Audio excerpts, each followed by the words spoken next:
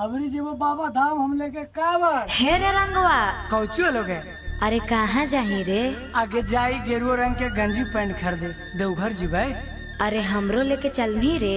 हाँ तू की करे चमेगे तोर दिल हम चढ़ा दबू चल, लेकिन तू हमरा ई बता दे देवघर पहला पहला बार जा रही हम की चढ़ेबे आ कैसे कैसे चढ़ेबे। अच्छा तले सुन।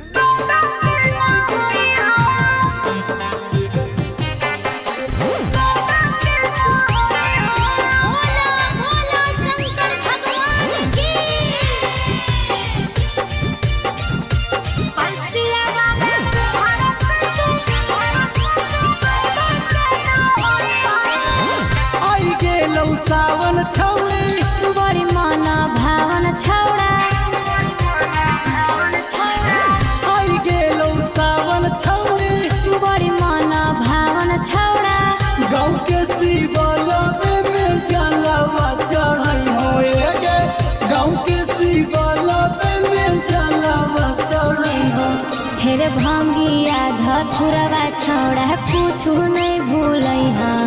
भैंसिया वाला दूधावा से तू बाबा के ना होई हाँ। अरे भैंसिया वाला दूधावा से तू बाबा के ना होई हाँ। बोला शंकर भगवान की जय। माँ प्रतिमा रिकॉर्डिंग स्टूडियो शेखपुरा।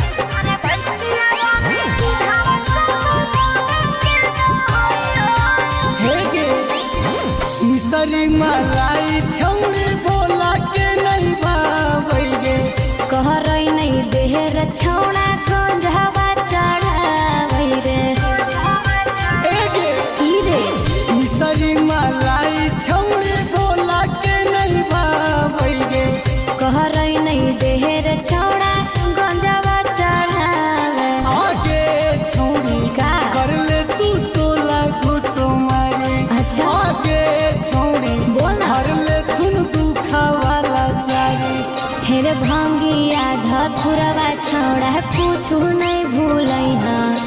भैंसिया वाला दूधावा से तू बाबा के ना होई हाँ। अरे भैंसिया वाला दूधावा से तू बाबा के ना होई हाँ। मिक्स बाय शैलेंद्र बाबू।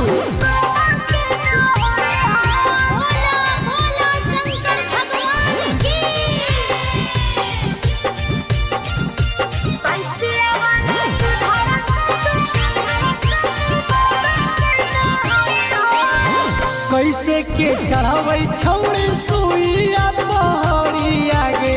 धरते डगरिया फेर दे थुनऊ नजरिया रे।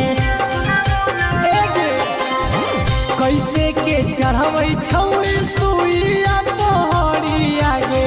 धरते डगरिया फेर दे थुन बाबा नजरिया। आगे छौड़ी रंगा सलेंदरा साथे जैतै।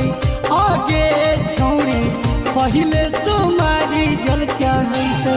हेरे भंगिया धथुरवा छौड़ा कुछ नहीं भूलै हाँ। भैंसिया